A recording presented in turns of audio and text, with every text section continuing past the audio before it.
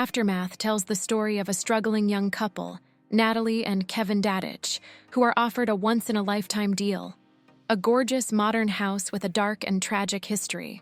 Hoping to start fresh after infidelity and financial strain, they move in, only to realize that something sinister might still be living within the walls. As strange events escalate, shadows moving, doors opening, and secrets unraveling, the line between psychological trauma and paranormal danger blurs. Now that a plot summary is done, let's dive into the review. Ashley Greene stars as Natalie, a fashion designer clinging to her marriage and career while trying to rationalize the bizarre occurrences in their new home. There is nothing specifically that separates her from the normal run-of-the-mill characters in horror films. Shawn Ashmore plays Kevin, a crime scene cleaner dealing with guilt and jealousy.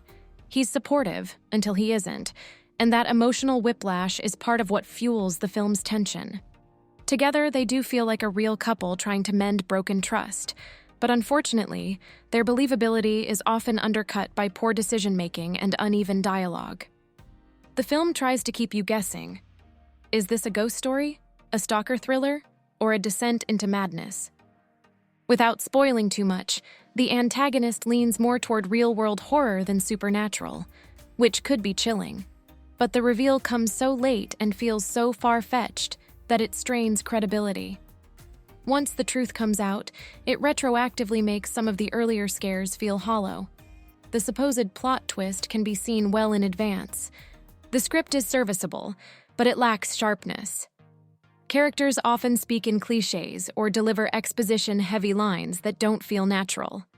Some conversations that should hit hard, especially around the couple's broken relationship, feel oddly flat.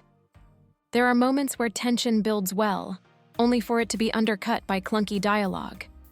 It's frustrating because the premise could have been elevated with tighter writing. Aftermath blends psychological thriller with home invasion horror.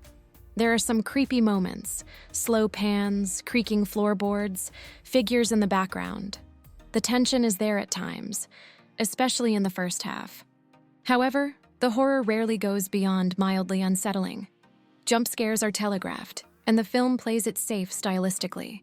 For seasoned horror fans, this will feel like watered-down suspense, rather than true terror. The plot builds like it's leading to a twist you won't see coming, but unfortunately, many viewers will see it coming a mile away. The film leans on well-worn genre tropes without doing much to subvert or elevate them. When the third act rolls around, everything falls into place too neatly, and that undercuts the tension built earlier in the film. Let's talk about the elephant in the room. Why do horror movie characters make such bad choices?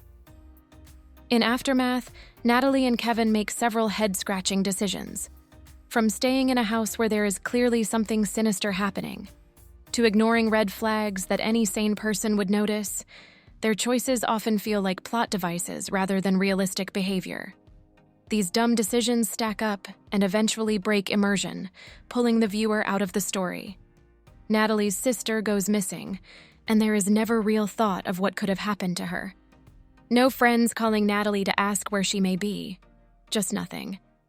Aftermath has a solid premise and a strong lead in Ashley Greene, but it doesn't quite stick the landing.